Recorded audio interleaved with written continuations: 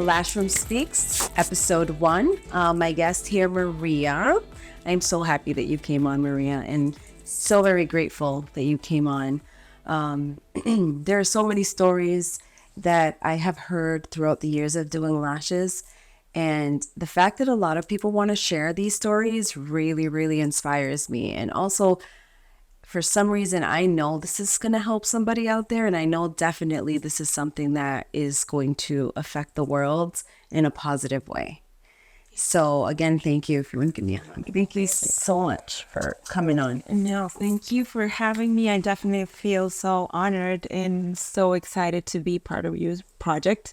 I know that you are a woman, a successful woman that's always pursuing great projects, always involved with the community, and so blessed to be part of this. I really feel so honored. Thank you for having me, and I hope I can give my best to everyone and just, to share my story, and hopefully it can help somebody else, that's being probably through the same thing or even worse.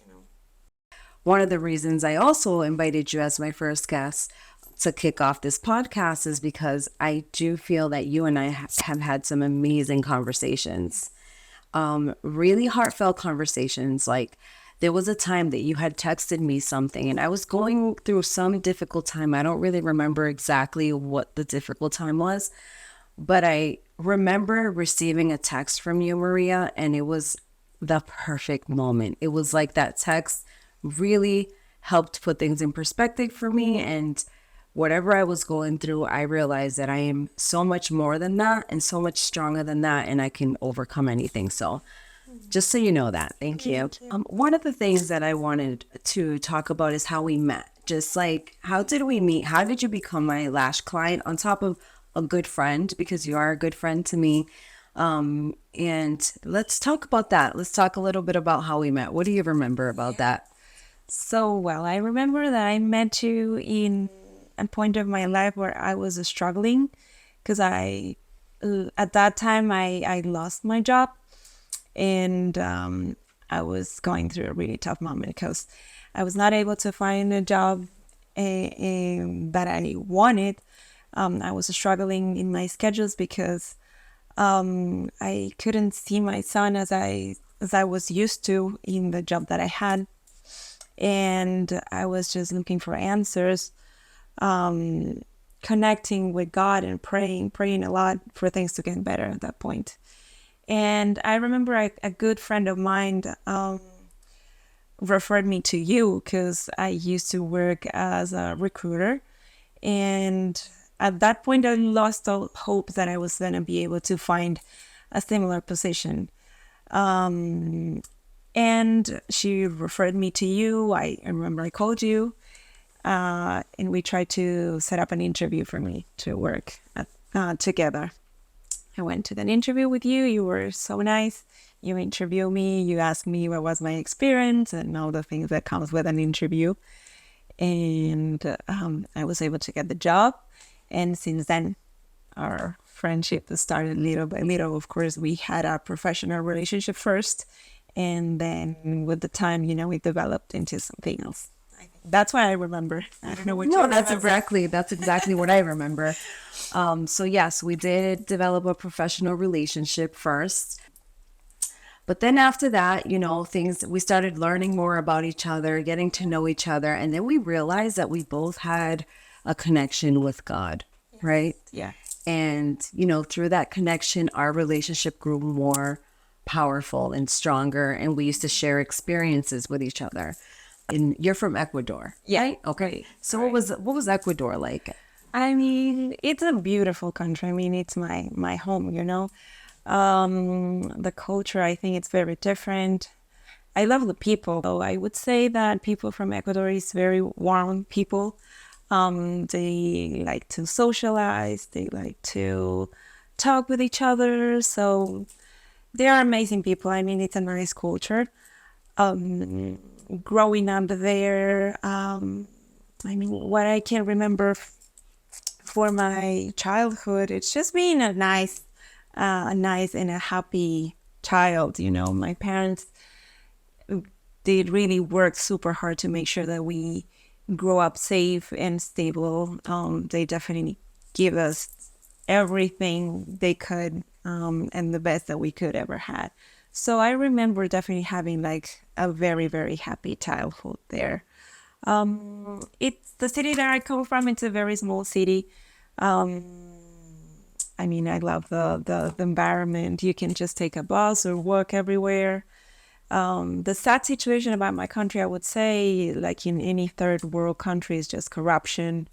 The resources, the economic resources that are not equal for everyone. I think that's what generates a lot of the issues that we have there. So, unfortunately, that has push people to go somewhere else. You lived a good childhood. Yeah. Right. Yeah. So your parents were hardworking people. You weren't, would you consider yourself somebody poor in your country? I mean, I think that thanks to my parents, I think we were in a good status. I mean, I think they were able to make their financial resources in a good time, because we transitioned. We used to have our own money, and then it changed and we dollarized. I don't know if that's how you say it exactly in English, but we changed to dollar, and that created like an economic crisis since there. So what kind of businesses did your family have? Just out of curiosity. My father is an architect, so my dad has to put So he's an appraiser.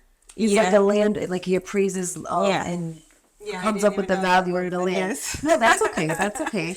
Okay, so he appraises lands. All right. So in that country, a job like that, or in this country, a job like that would be for, like, you would call somebody like middle class. So you would consider yourself somebody in your country like middle class, right? Yeah. Okay. Definitely middle class. Yeah. Okay. All right. And what did your mom do? My mom has done everything. She started as a hairdresser when I was very little. She did that for many, many years, and then they put like I don't know how to say it, like a grocery shopping, let's say, I don't know. Okay. And They got a supermarket? yes, Okay. supermarket. They have that for many years as well. And then my mom she stayed at home with us when I had my son. So she basically helped me raise him when I have him after that. Yeah. Okay. So then at what point did you decide that did you come out to the United States to visit? Or did you come out already knowing that you were looking for an American dream, that you were going to find something better? Yeah. Well, to be honest, I never thought before coming here about the American dream. Never. It was not in my mind. Because we were so limited at the time, and getting a visa to come over here, it was very difficult. I know that when I was married, my parents tried to apply for an American visa back then with my brother, and they were denied like 2 or 3 times. Okay. I hear that a lot. I hear that people get denied. It takes like more. It's almost like the government wants to prove. And, I don't know anything about this or anything like that, but I've heard that it's not that easy sometimes obtaining a visa. They gotta, especially if you're coming to visit, because people tend to overstay them. So they want to make sure they're giving these visas to people that are well established in their countries, so that they don't have really much, they don't need to leave things behind, or they don't want to leave things behind. That's what I think. Maybe there's other reasons behind it, but that's what, my understanding is. So, okay, so they applied for visa several times and they were denied. Okay. I remember my daddy saying that, oh my God, like we applied this time, but they said that we didn't have enough money. Then next time they said we had too much. So I think in God's plans, it's just a matter of like the right time will come no matter what. But it's difficult because you have to meet certain requirements. I mean, I know people that has to ask for the money to have and put it on their savings account to prove that they have money, when in reality, I know in their country, like most of the people wouldn't have that amount of money, but it's just like a desperate action that they try to take so they can be able to go for something better. And so the third time, I think, I was divorced at that time, and I was living with my parents and my son. And so we were all together, and my mom decided to go and apply for the visa one more time. And this time we got it. So that's how we got the visa. And that's how everything started for me. I think that the moment that I came here to the US, I immediately realized that it was a country that offers great opportunities. So I knew at the time, I knew that I had to come here. And my parents even wanted to let me here. Just as like, now you're staying here with your son. I was like, wait a minute, I have a life over there in Ecuador. There are things that I have to resolve, but I made the decision at that point. I knew that I have to come here, especially because of my son's situation. So even though I didn't stay at that time because we just came for fun and having vacations, I made a decision at that time that I was coming here no matter what. Okay. So it took just one visit. Yeah. And then you decided. Yes. Okay. So it's really, really very difficult that parent or a family or a single mother like I was to be able to live independently, because back at that time in 2015, 16, I mean, the salary, the basic salary that you had in Ecuador, it was like 300 something a month. Oh, wow. Yeah. I can't even imagine. Yeah. So if you wanted to go out and rent, probably you will have to pay like 100, 150. So half of your salary already was gone in rent. And then I didn't have a car. So then you have to spend in doctors, in transportation, in food. So it was never going to be enough. Never going to be enough for somebody like in my situation to live independently. That's why a lot of people live with their parents, still even after they get married and have children, because it's like almost impossible to make a life by yourself and your family. It's really hard. And you were a professional in Ecuador, right? You went to school. What did you go to school for, Maria? I was a clinical psychology. Clinical psychologist. You guys know that? She was a clinical psychologist in Ecuador. Yeah, so I graduated too, but since there's a lot of corruption, I think if you want to find a job in your career, you have to have friends, or you have to be part of a certain, status, or have a nice last name, to come from a very important family to be able to get to a good position. Wow. So I didn't want to take that way. And my last job there, though, was I was a replacement. I was a teacher. I was replacing a teacher that worked in a school for kids with disabilities. Okay. And I mean, I think that was the last job that I had. But still, it was never going to give me enough money. Plus, I didn't have the stability to know that I was going to stay there, because I was just replacing somebody that was on a maternity leave. I understand. Yeah. And you also did dancing? Oh, yeah. Sometimes I hear that you were a dancer. Yeah, I got my titles there too. I don't know if you say, but I used to take dance lessons and ballet in the conservatory ballet. I don't know. In Spanish, you say like el conservatorio. Okay. De ballet. So I don't know how is it in English.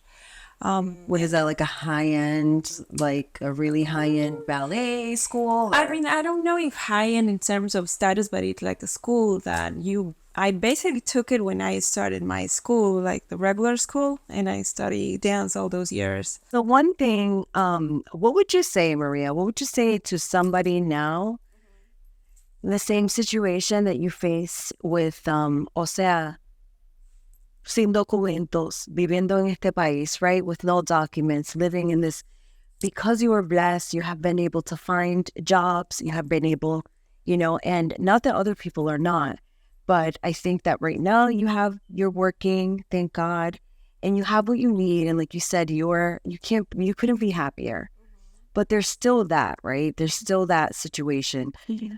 What do you tell somebody in esa situación, in the same situation? What do you tell them today, Maria? If there's somebody that watches us in this video podcast and can say, yo no estoy con documentos, es muy difícil encontrar trabajo, all of the things that you have been through, what do you say to that person? I don't know. I think I would just tell them to go deep and go hard, because Don't let anyone convinces you that because of you not having a legal status here, it's going to stop you, because you're going to find a way if you really put the work into it. I mean, I think my main motor to move forward was my son, because I couldn't tell him, like, honey, we're not going to eat today because, I don't have my legal status yet. So you just have to wait until I find out. And that is not possible because, a kid, it's every day. I need to put a roof over his head. I need to find a safe place for him. So I was not finding the way was not an option for me. If somebody needed a place to stay or help, where would you say, go help, find help here? Or this is something that helps me, like churches. Maybe. Right. Okay. Yeah, I think church would be one of the first places. And what I've learned about my experience is just like be in touch with the community, because you never know who can you meet that it's going to be able to give you light in your path. Just like for me, sometimes I don't even know how I have made it here, but I know that God has put angels in my path, because I have been always trying to focus in the situation. Okay, if I need to go ask and to pursue, if you keep working at it, there's no way that you're not going to find an answer. Somehow, some way that's going to manifest no matter what. But if you stay in yourself and doing nothing, of course, nothing magical, it's going to happen. But it's just like, keep looking for a way. I cannot tell you like the straight answer for everybody in the situation, because it's going to come up different, But it's just like, look for the way. Sometimes the obstacle is the way, because the harder that you have it is like when you really have to prove yourself and see what you are capable to come up with. If you need that, for example, you have to learn the language that you're lacking of that because you don't communicate okay, then go and find out where you can find classes and practice and watch TV. That's what I used to do, because even though How is your English so good? You have really good English. Maria, I have to keep working on it. But for example, we have English as a class in Ecuador, like throughout the whole school. But when I came here, everything was so different because I didn't even understand a word of what they were telling me. And I even remember when I got my first job and I went to an interview and they say like, oh, like, do you speak English? I was like, yes. And can you do this? I was like, yes, absolutely. Like, yes. Everything was yes. Like they could tell me like, okay, can you jump out of this building? I was like, okay, yes, no problem. I'll do it beautifully. So it's like, what are your limitations? So then stop putting that as an excuse and start working on it. If you know that you don't have transportation, okay, like you have alternative ways. You're not going to start with a car, but you can find a ride. You can start saving for a bicycle. You can get like, how do you call this? Yeah. Mm-hmm. I saw a girl when you told me that I was walking. I every morning I look for a girl that has a scooter.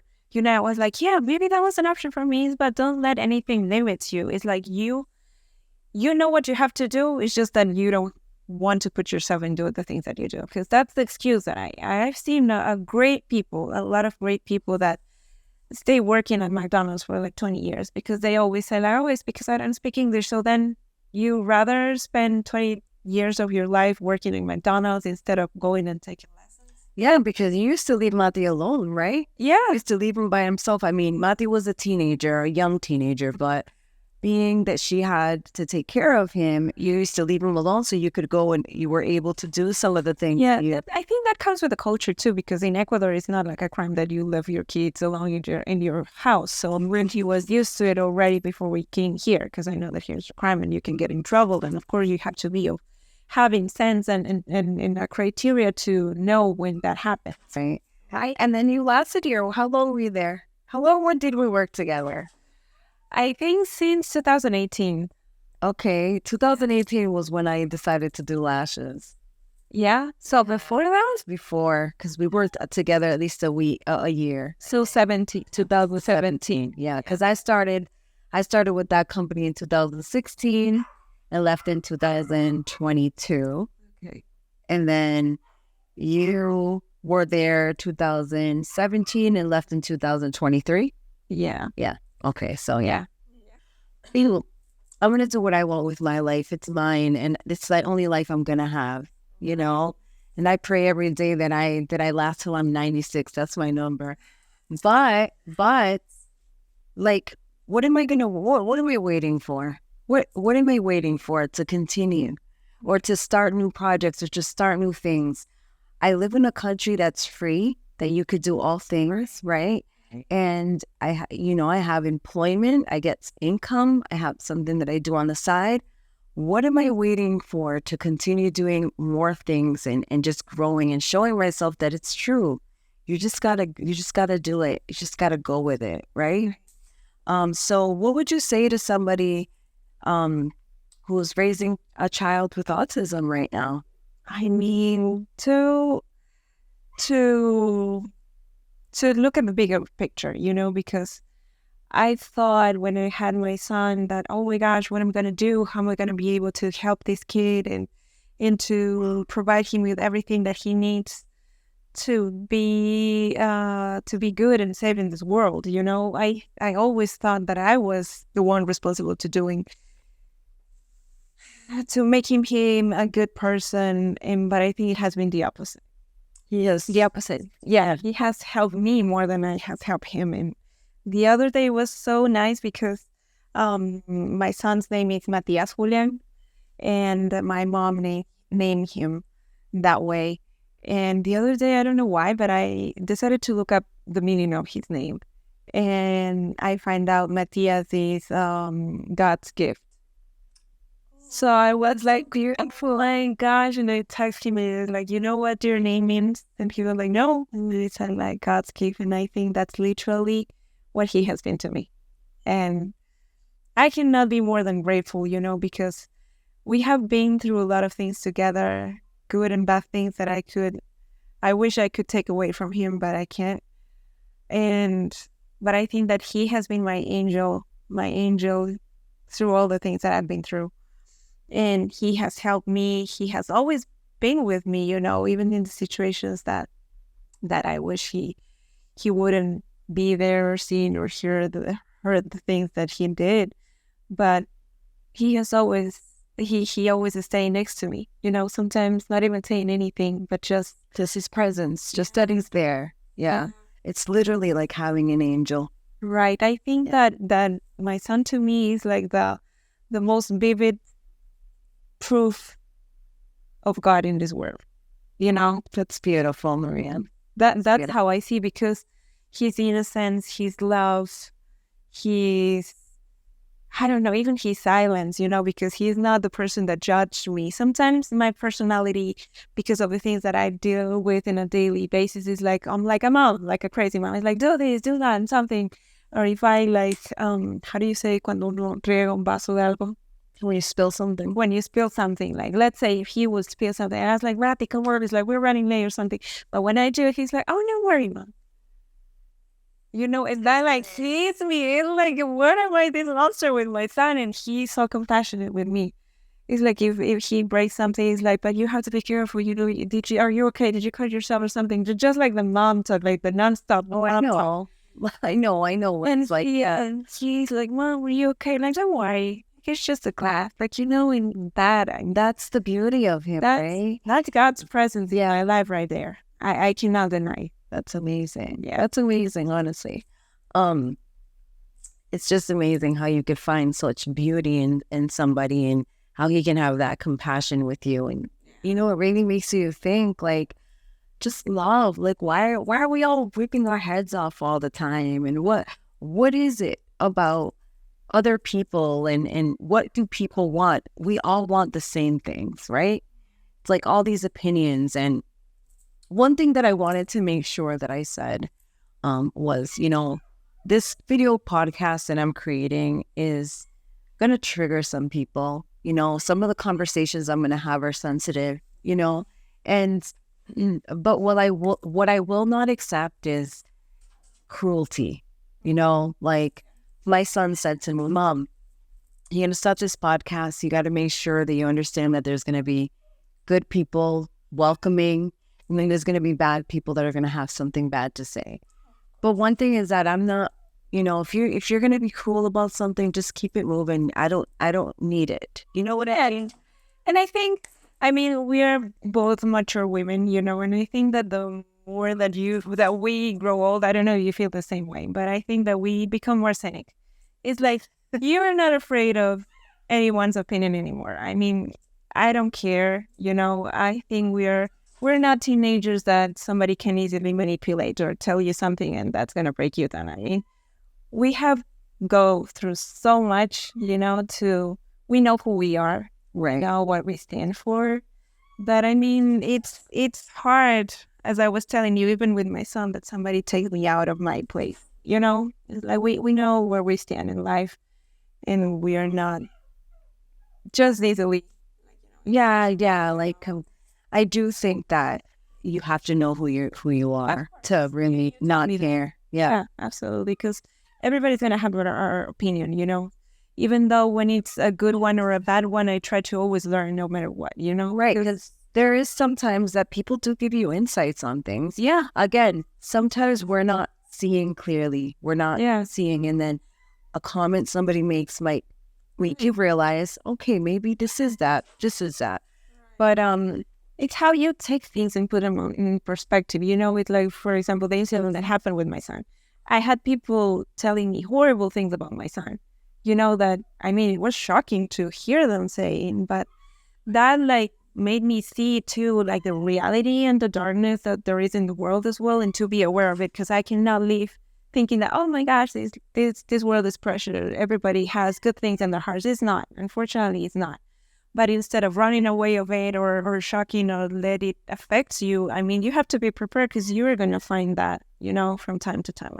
I pray to that to take me away from that, but unfortunately, that's a part of life that we are going to face sooner or later, that we cannot avoid that. But I mean, we can choose how it affects us, That has shown me the reality of the world, the darkness that it's out there, that sometimes I cannot believe. But it makes me wonder, because I think that all things in life, once you are born in this world, you learn. So for somebody to be able to say such cruel things and painful things, I mean, they have to be through that. Going through that pain. Right. Because nobody can tell you those things if you have not been through. If you haven't suffered through that pain. Right. So when I see those things, I just pray for them and just try to redirect that, I know that it's not going to affect me. I suffer for them, because of the darkness that the people live in, Thanks God that's not part of my heart. And that's something that I learned not to carry with me as before. So I think as we mature, you just learn what are the things that you want to carry with you and not. So where are you, Maria? So right now in your life, where would you say, where are you and where are you going? Where I am, I don't know. I can just tell you that I think I'm the happiest stage of my life. I feel in peace with myself, with the world, with God. I'm trying to keep working on myself, always trying to learn. I mean, I'm in this project working with my son, helping him build his future, his wealth, his project, his job, his businesses. I'm 100% focused in that right now and enjoying that journey, because I don't think that a lot of parents have the opportunity to be with our children in the whole process. Because I mean, I have been blessed to be next to my son, even in his classes when we started college, because I didn't know how difficult it was going to be. And I was blessed because I had the opportunity. So we were like both friends in classes and stuff. That's beautiful. So there are memories that I'm going to take with me forever, So it's wonderful for me to have that opportunity to see him growing, because he was, even when he started working, with us together, and to see the things that he was doing, the funny things, the mistakes that he did back then. I know it was cool to work with him. He was sweet. And the things that he keeps learning and teaching me right now. So it's wonderful. So I'm enjoying that stage in my life. And then I'm just like, I'm in God's hands. I'm believing His wind.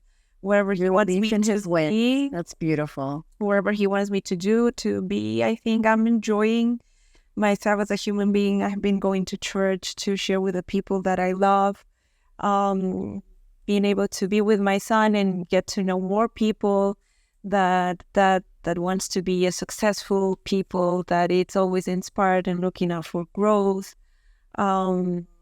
It's wonderful for me to be able to open to the world, because I used to be a very reserved person in all the sense.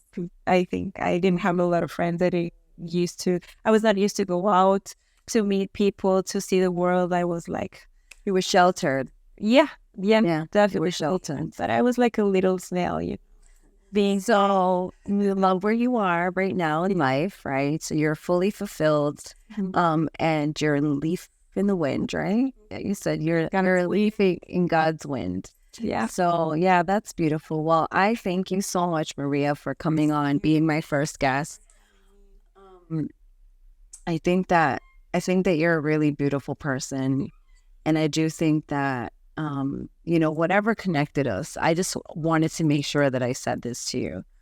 One thing that I think about people is everybody needs to have a friend like Maria, okay? And when I say this, I mean like that friend that we don't always talk to, but when we talk to, we like really connect, and that we're able to be sincere and be our true selves with, right?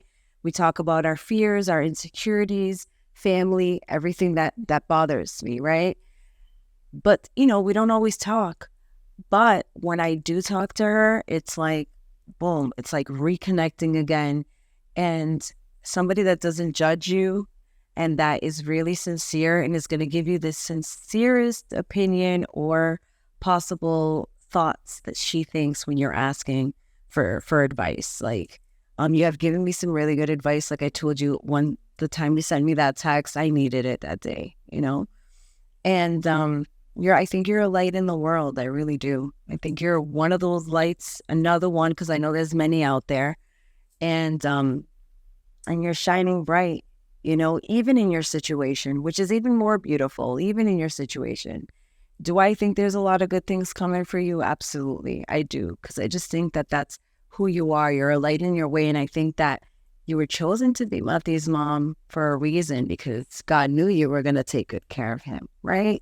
He is a really, really beautiful boy, and I do see what you're saying about how he has that, there's like a kindness and a gentleness in him that it's almost holy, right? It's almost like that's like a touch of God's hand, right? So, so I think that's beautiful. But I definitely wanted to thank you and let you know that that's who you are to me. It was really an honor to have you on. And I hope nothing but good things for you in the coming future. The honor was mine. For me, it has been wonderful to see your growth. And as I always told you as well, it's like you're an inspiration to me, and you have been one of my angels on the earth too, guiding me, taking care of me in different ways, and I think that the connection that we share, it's a very deep connection, even though we're not very present or see each other as often as we would like to. But I mean, when we talk, and even if we don't, I think that we can feel each other and be there from whenever we need, and I think that you have been one of my angels and have been taking care of me and guiding me. And I always call you and ask you, what am I going to do? Is this right? Is this wrong? Like a bigger sister. And I love that. And I'm so excited and so honored to be here with you today, because I think I've been in the first row. Seeing the growth in your life, all the projects, when you started Lashes, when you get this beautiful house, and now that you're starting your podcast, and I can wait to see what's next, because as I always tell you, I know that you're going to have a huge impact in the world, because you do have a huge impact in the people that knows you in the community, and you're always empowering women, and not just women, but everybody that is next to you. So I'm so grateful for that, and so blessed to have you in my life. Thank you so much. Thank you, Maria. Thank you. I really enjoyed it. Thank you so much.